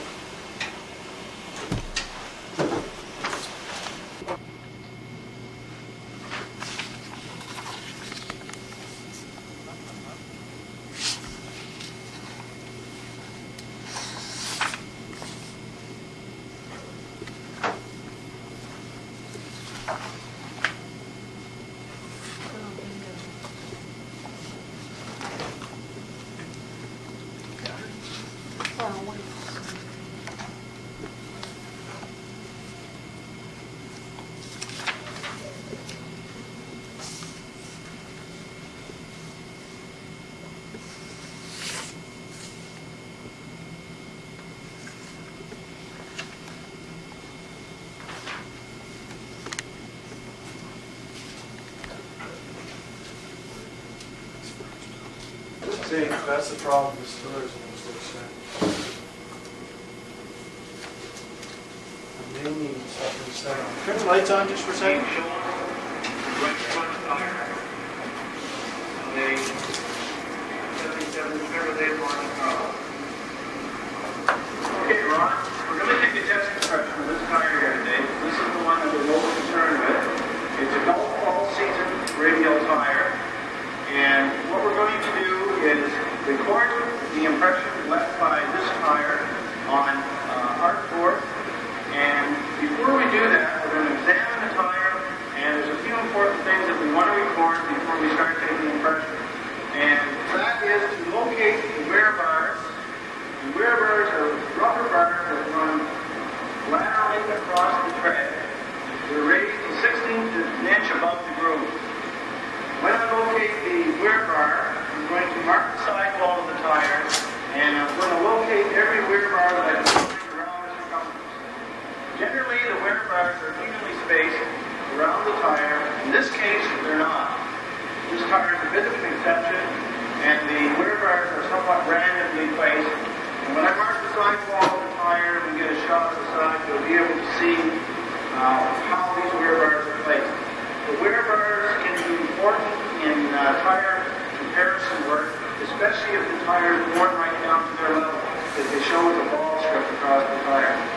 But marking them and locating them like this also helps us to divide the tire up into segments, so that we can refer back to, we can associate the tire test impression to certain areas on the tire. Another thing we want to do is mark the tire as right front, put our initials on it, and also locate the serial number and the company design and mold number, which helps to identify this tire in case we want to right away to the company. So the serial number will give us information about who made it, where, and when the date was manufactured, and the drawings and mold number will tell us exactly what drawing was used to design this tread and what mold the tire came out of in the plant. Located all the wear bars on the tire, and we mark a line where each wear bar is located on the sidewall of the tire, and this line will be marked on the tire test impression when we record the test impression. Now you can see from the markers on the side of the wall that there's 3 wear bars close together here, and then there's quite a space between this and the next one. And this one's closed, then we have a gap again, a little bit larger, and then a larger one still, one about equal distance, and we're back to these 3 again. So the wear bars are very correctly placed around this tire, and if they showed up in a crime scene impression, a 3-dimensional cast or a 2-dimensional impression where the tire was worn right down, it would be important to record the location of these wear bars, because it will help you find the exact spot on the tire at the very front of the impression equal. So that's going to be recorded now on the test impression, and you'll see how that's done in a few minutes.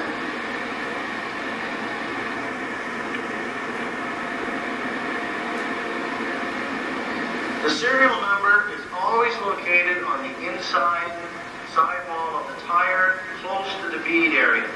The serial number, the first 2 digits will tell us the plant. This is VH, it will tell us the plant that the tire came from. The last 3 numbers, in this case 263, will tell us when the tire was made, the 26th week of 1983. This number will tell us the drawing that was used to design the tire, the mold number, the mold that this tire actually came out of, and also design numbers that were used to design the tire.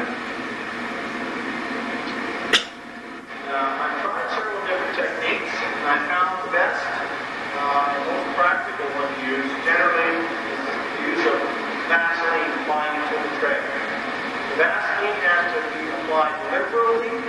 You don't want to over-apply it because you'll fill in the minute scratches, cuts, sipes, etc. that are on the tread design. Tires are cleaned off with rag, get some of the loose dirt off it prior to making the testing.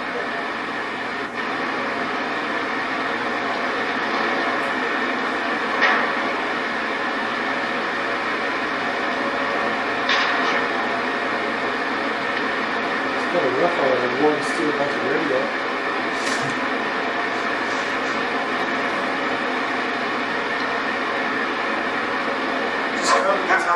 Tire cover, of course, when you start rolling the vehicle backwards, this area hasn't had any Vaseline applied to it, so we'll have to gently stop the car and apply that area before we continue the first revolution. And of course, it's always better to record the test pressure of the tire on the vehicle itself rather than removing it and trying some other method. Because the more closely duplicates how it was actually recorded at the crime scene. And of course, we recorded the right front tire, we recorded the serial number of the vehicle as well, so that if we do have to take the tire off to maintain its exhibit report, we can prove that this tire was on this location and on this vehicle by the recording of the serial numbers on both the tire numbers. This board is a few millimeters thick, so that there is any small stones and what have you underneath, they won't press right through the surface of our tire test pressure. We try and do this with thin paper. The tire is going to squirm a bit when it rolls. It's going to wrinkle your paper and put artificial cracks in your test impression, and also a small stone will punch through. The ground is going to swept off to get as many of those stones as possible out of it. The vehicle has been allowed to come to room temperature and dry out so that we don't have things dripping on the vehicle onto our test impression. And also, as I said, we've cleaned some of the debris off the tire so it once again doesn't fall on that test impression. We have artboard that is approximately 16 inches wide or 15 inches wide. It's one sheet cut in two. We've given ourselves lots of room to be able to write on the side, and also if the vehicle doesn't go exactly back in a straight line, it doesn't wander off the edge of the board. If you try and work with a piece of board around 10 inches wide and your tire is 7 inches, you're going to have problems. We've got a third piece of artboard there, which we are going to slip in once we get back far enough, so that we'll have more than one circumference of the tire test impression. We only use two pieces. We get one full revolution, but we want to get more than that. In case the area that we're concerned with falls right on the edge of our last piece of artboard, we have another piece there. We'll pick up half of what we need on this one and half on that final piece of artboard. At this point, we don't know where our crime scene impression will be in circumference of the tire. I marked the boards with some important information. We've got my name and the date and the time approximately that we took the test impression, the serial number off the tire. They marked that this is the right front tire. We put an arrow indicating the front of the vehicle so that we know this is the outside edge of the tire. We marked our crime scene impression in such a way that we know where the outside edge of the tire is as well, and where the front of the vehicle is respectively. So when we're searching this test impression, we're going to search it the same way as it was recorded at the crime scene. I recorded the serial tin side, in other words, the side of the tire that has a serial number on it, so that we know whether the tire was mounted properly on the rim, because that may be of concern later on in doing your comparison. And I've also put little numbers here to indicate which two pieces fit together. The where marker indicator roll across the test impression. I'm going to mark the location of the test impression. I'm going to push the hand and mark the first one right here. Right here. Okay, hold it right in the hand. I'm going to mark that this is section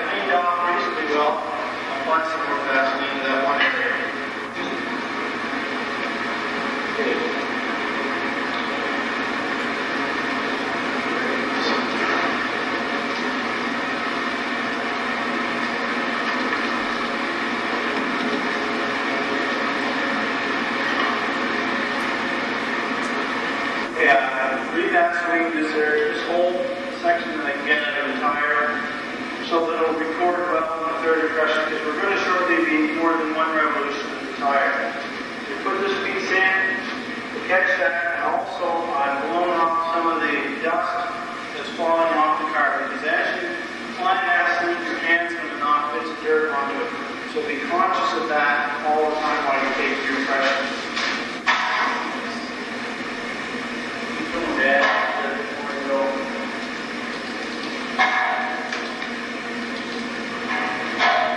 To take a 3-inch wide searching magnet sweeper and dust this whole impression with magnet powder jet black, so it will enhance what we have here and it will show up even better. And then we're going to cover it with plastic acetate to protect it so it can't be smeared or smudged in the examination process. Vaseline does not bleed very badly when you're making your test impression, but you should dust this with magnet powder as soon as possible after you've recorded the impression, or it will start to bleed after a day or so. Kind of with a regular magnetic wand, but you'll find that the 3-inch wide sweeper does a much better job because it doesn't leave streaks and it's a lot harder. Put your powder, lots of it, in a container, an old margarine container, or any plastic tub, such as this Tupperware one. Apply your powder very gently.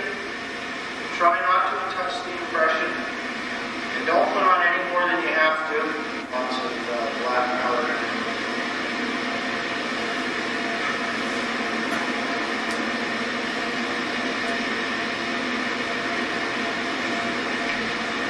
Now, if you look at this impression, you'll see that there's nice, crisp, clear edges. And the little sites, which are cuts in the elements, are showing up nice and clearly. If you put too much Vaseline in, you'll get these sites filling up on you, and you'll lose detail. Once you finish dusting your impression, tip it up on the side like that, and give it a gentle tap, not to lose powder off it, before you cover it with your plastic acetate. This impression is recorded very nicely. And the background is nice and clean, as clean as we can get it. And one of the reasons is because we wore plastic gloves when we were cutting the artboard. And we took artboard that was a couple pieces down on the stack. We didn't take the top piece of artboard. If there's any fingerprints or palm prints over this piece of board, before you do your test impression, when you dust it up with the magnet brush, you're going to have fingerprints and palm prints showing up in your test impression. Now a full circumference test impression and some on the 3 pieces of artboard on the entire bed design of the tire. And as I pointed out earlier, these numbers will now be a help to us in locating an area on the test impression to match the tire. What I'm going to be doing now is taking the privacy impression and making a full-size 1:1 photograph of it and a full-size 1:1 transparency. Transparency will be done on a transparent film. And it will allow you to search through this entire test impression and try and find a location in the test impression where the noise stream and the crime scene impression and the test impression match. And if I'm able to find a location, for example, section 7 on the test impression agrees with my crime scene impression, I can then go back to section 7 on the tire and look in that area for accidental characteristics or wear. The value of some of these marks that we put on the test impression will become apparent when you start doing your comparison. The arrow here indicating the front of the vehicle with the right front symbol here now tells us that if this is the right front tire, this has to be the outside edge. So if we do locate section 7 and there is a copy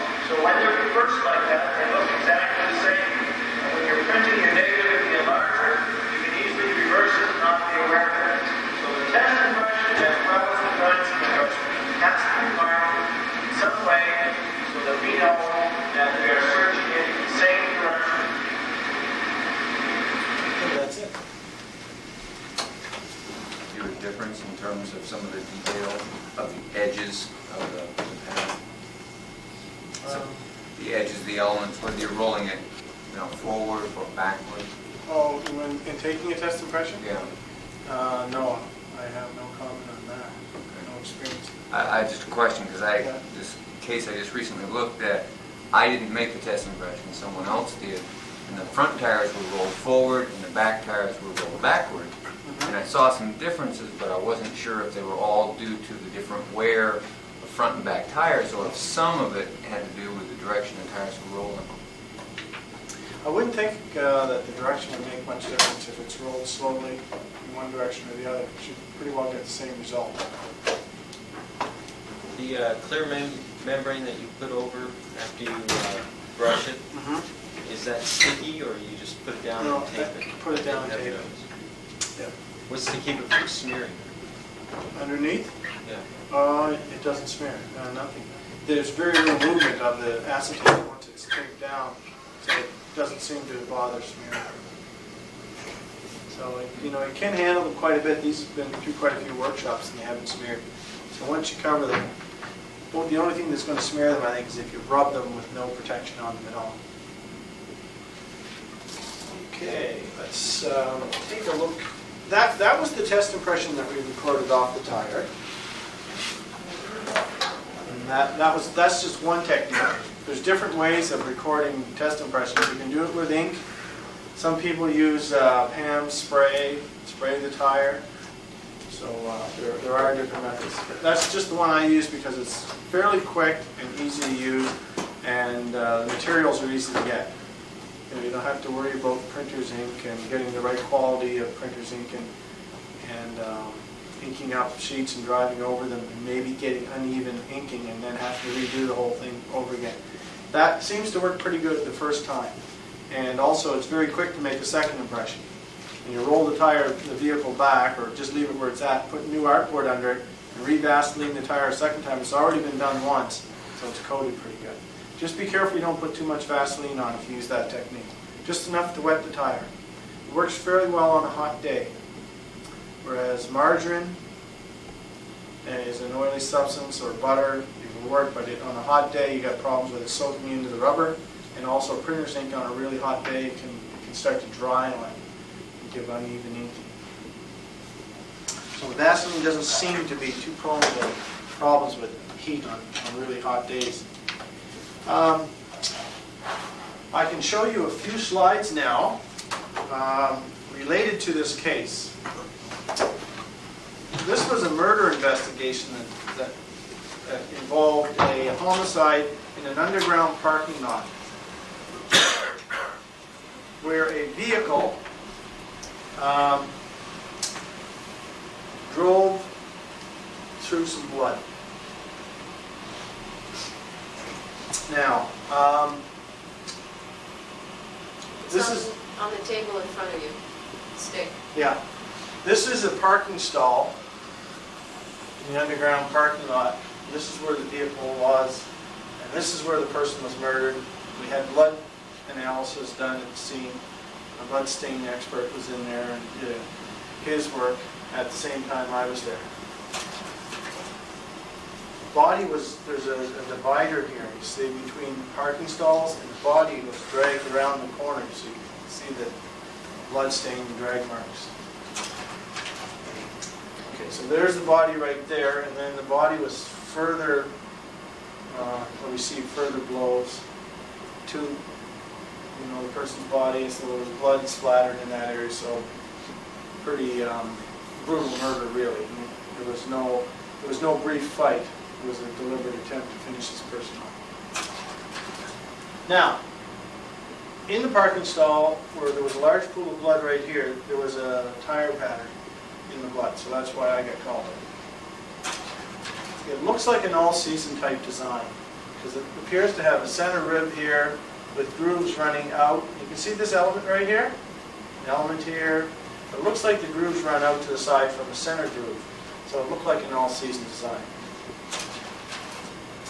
Now, as the tire backed out, every revolution of the tire leaves a mark, blood stain, and then drives off. Okay? Where the vehicle stopped, it left two scuff marks with the two front tires, so we can measure the distance between there and there. center to center. So we had an idea of the width of the vehicle. And when we just looked at it, it looked like it was fairly narrow. So when I got there, the investigators had told me that they thought they were dealing with a small car. So we just went around in the underground parking area and measured some vehicles. And we quickly decided it wasn't really a narrow vehicle, it was a fairly full-size vehicle. And also, I wanted to look around just to see if one of the vehicles parked in the nearby area had been involved in a murder case, or somebody might have pulled in and backed out and panicked and parked somewhere else and said, I don't think I'll get involved in this. Who knows? Anyways, I didn't find a tire nearby that matched what I thought was it. Okay, here's another spot where we backed through some blood, a revolution. Now, the distance between each revolution we could measure from the center, roughly, of the stain, or from the leading edge of the stain, so you had a distinct pattern like the blood pool it drove through. So there's the right front, and there's the direction of travel.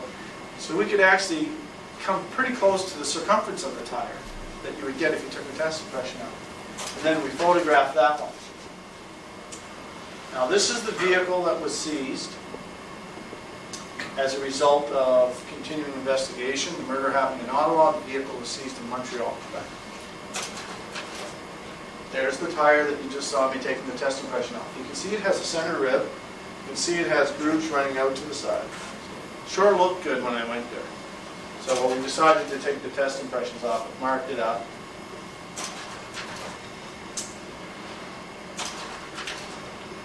Those are the slides you just saw. Okay, turn the lights on. And the slide projector off. Okay, now, what I want to do is I'm just going to show you a few overheads on this and make a few comments on it. So you saw the recording of the test impression, now we'll get the vehicle. Take a look at that.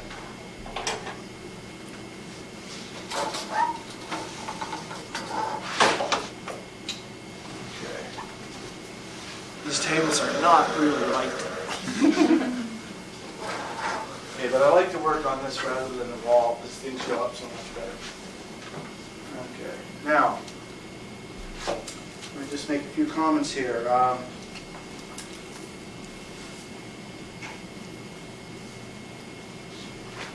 Because of the way the vehicle left its marks, coming out, the steering action, you could tell that was a front tire. And because of where the blood was in the right corner, we could tell it was the right front tire. So that was a pretty safe guess. Okay, so we knew what location this tire should be on.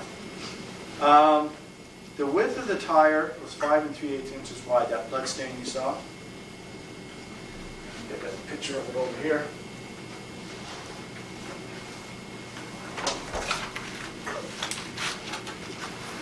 There's the pool of blood, and the pool of blood, the impression didn't show up very well on that. The one on the cement showed up pretty good, but you can see the shape of the impression is about the same shape as the blood, pool of blood.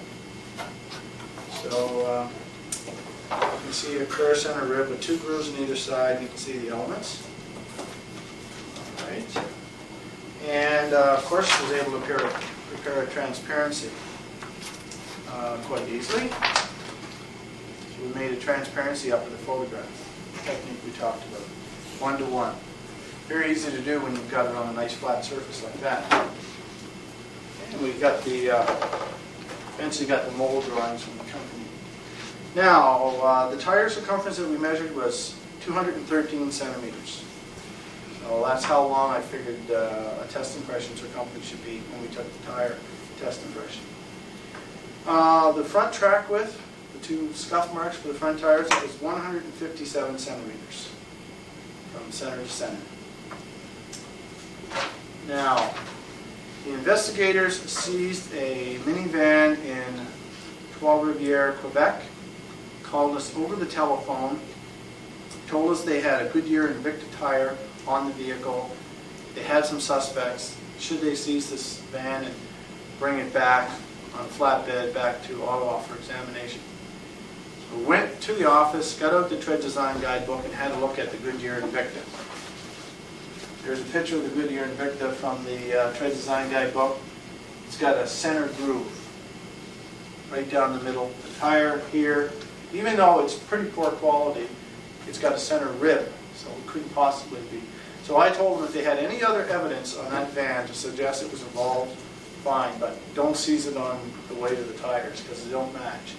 And they said, well, actually, we don't have anything else in the vehicle that would indicate it.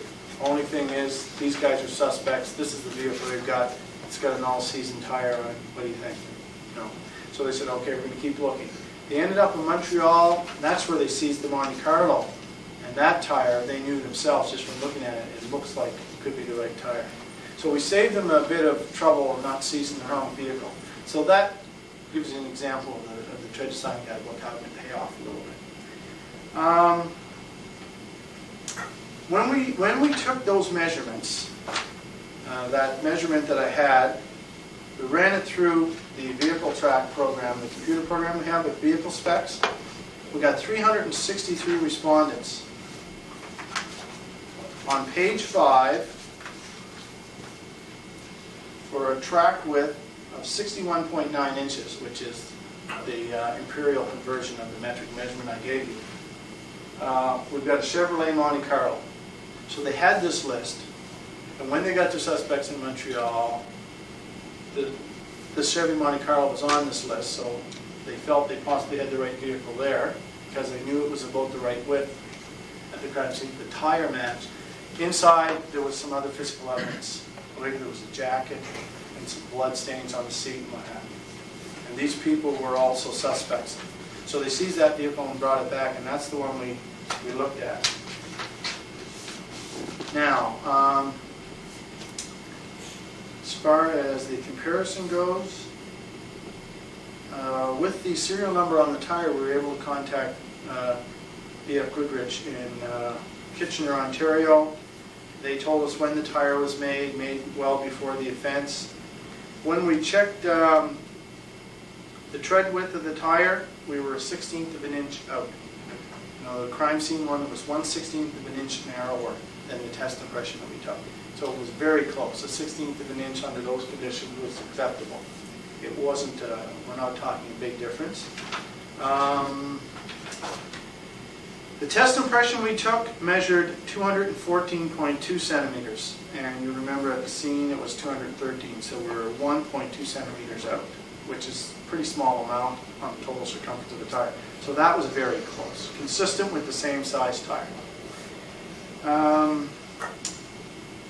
The front track width measured 157 centimeters. At the scene, it was 157.1 on the vehicle. So it was 1 millimeter off, which is pretty close. So we had a number of measurements which were indicating this is the right type of vehicle. We had a tire pattern which was consistent, indicating the right type of tire on the right location. So it was good corroborating evidence. It wasn't positive by any means. But they ended up getting some statements from co-accused people involved in this that were giving information on who actually did the killing. And they wanted to use their statements, but they wanted to corroborate their statements with some factual forensic evidence. And that's why this was important to the prosecutor. He wanted to show that these guys weren't, in fact, making this up, that that vehicle quite likely was there, and that the tire impression measurements were consistent, because they said they were in that vehicle at that scene at the time. So it was important for corroborating evidence. As far as the comparison goes, what were we able to say? I'll show you what the overheads looked like when we did the test impression.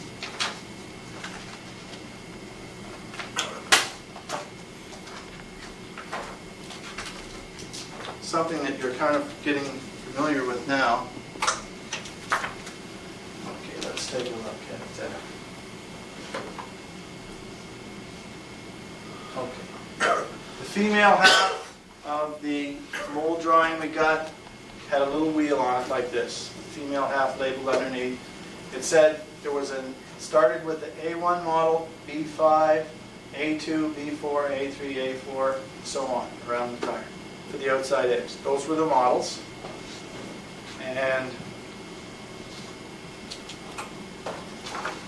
the inside edge of the tire, or the male half, had models in this order.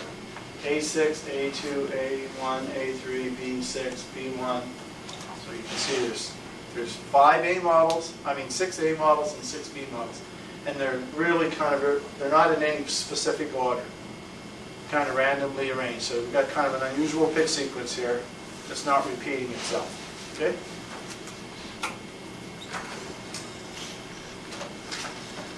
Now, when we did the test impressions, this is basically what happens. When you start rolling out, you don't know this, but when you roll out a tire test impression, let me just slide this thing through.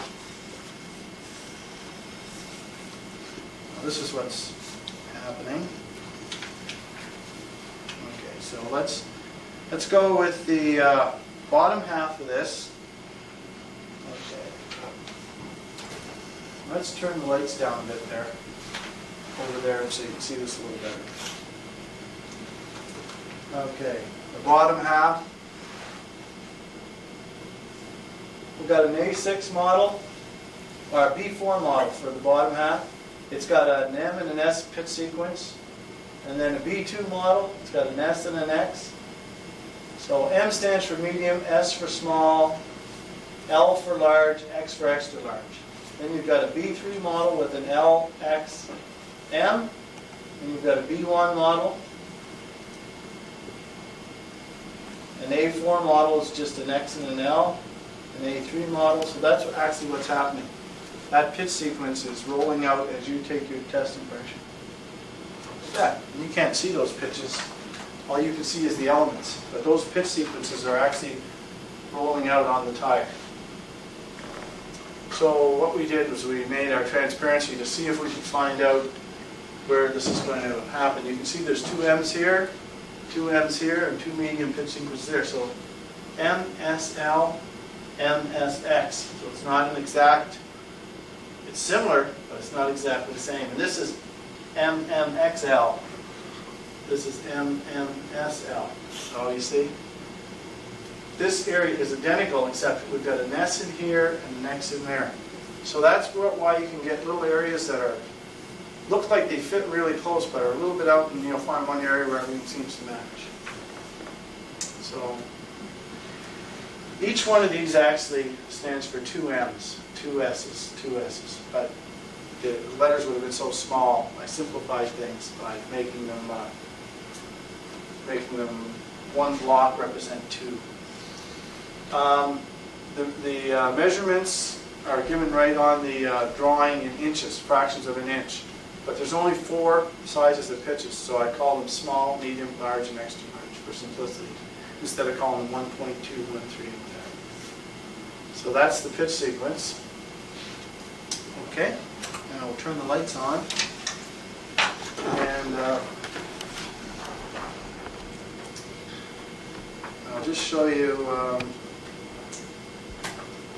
the tire impression here that we got, the one you just saw in the video. And some of you can have a look at this if you want this afternoon. You may have a chance. You can play around with some of these other ones besides the hands-on exercises that we have.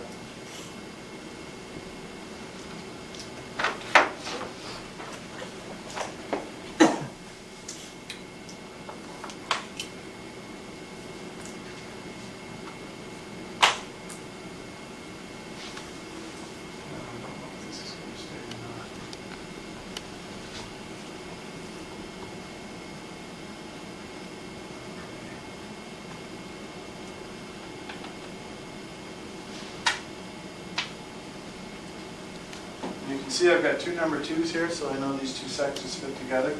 And there's another section here that's missing. We don't really need it. It's the 1.5, or those 3 pieces of artwork that Sony put in. Now, this is the test impression that we had to slide it along, and you're not going to be able to see it very well from back there. If you want to really look at this, you're going to have to come up close on the table over there and play around with it after. You slide this along, it's nothing but a blur, but you get into some areas where it looks fairly close. For example, right here we have 2 smalls, and I can fit this in, and it looks like it sort of might fit in this area. doesn't. And down here, have the 4 small elements together. If we look at the photograph,